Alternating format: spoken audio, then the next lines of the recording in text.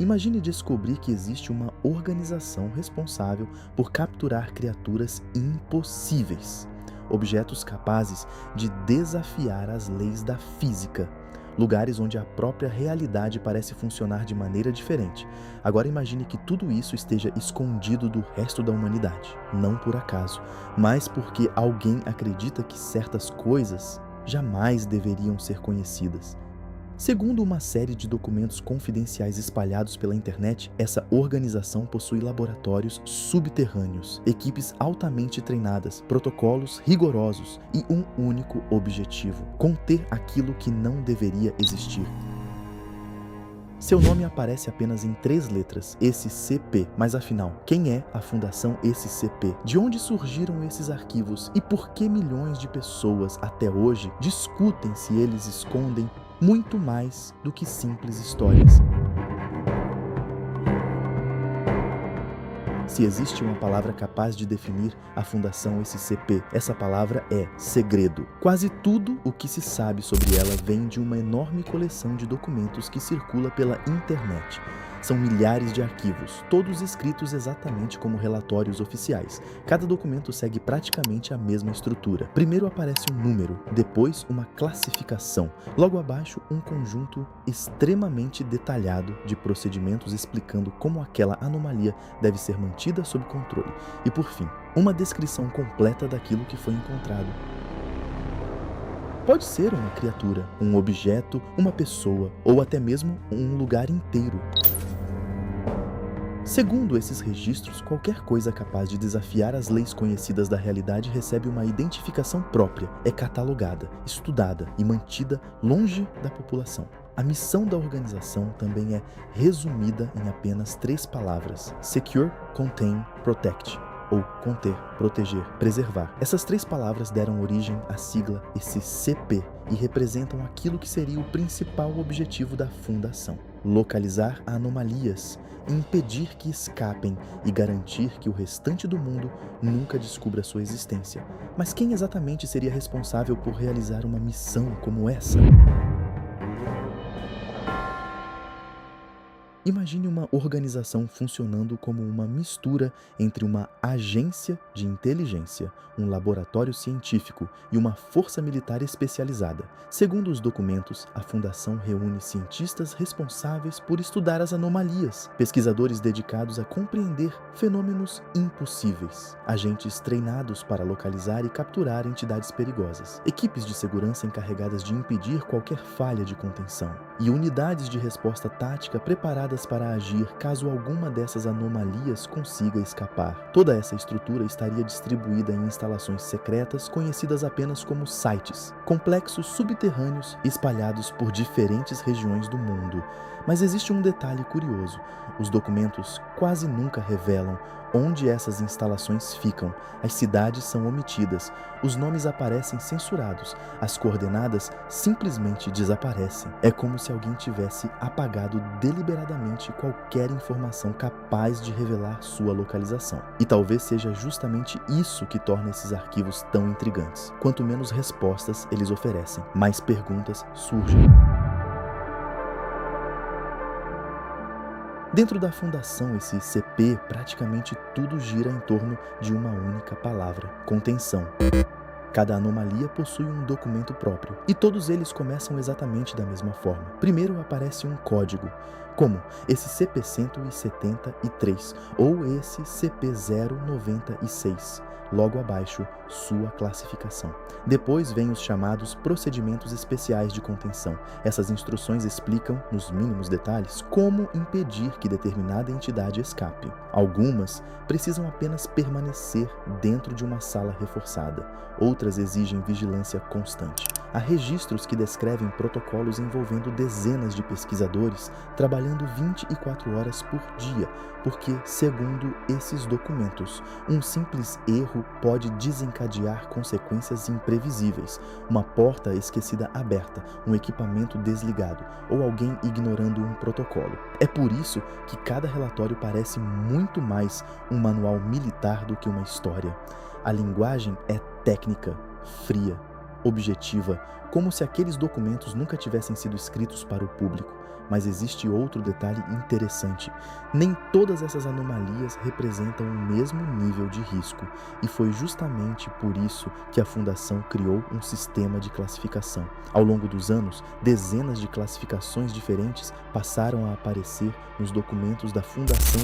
Algumas indicam o grau de dificuldade para conter determinada anomalia. Outras descrevem situações muito mais específicas. Hoje, existem diversas classes diferentes dentro desse universo, mas 3 delas aparecem com tanta frequência que acabaram se tornando as mais conhecidas. Safe. Apesar do nome, uma anomalia, Safe não é necessariamente segura. Ela continua sendo perigosa. A diferença é que sua contenção costuma ser relativamente simples. Se todos seguirem os procedimentos corretamente, ela permanece sob controle. Euclide. As anomalias da classe Euclid já apresentam um comportamento muito menos previsível. Nem sempre é possível saber como irão reagir. Elas podem mudar de comportamento, escapar com mais facilidade ou exigir protocolos muito mais rigorosos. Por isso, são consideradas significativamente mais difíceis de conter. Keter. No topo dessa escala estão as anomalias classificadas como Keter. Essas entidades representam um desafio constante para a Fundação. Sua contenção é extremamente complexa.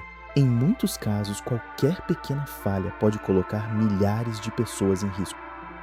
Nem sempre o maior desafio é destruir uma criatura. Às vezes, o verdadeiro desafio é simplesmente impedir que ela escape. Mas, afinal, que tipo de entidade exigiria protocolos tão extremos?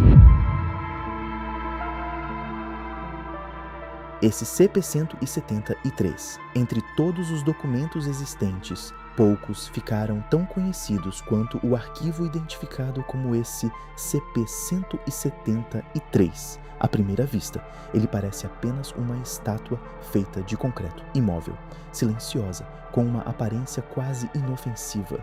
Mas basta ler as primeiras linhas do relatório para perceber que existe algo profundamente errado.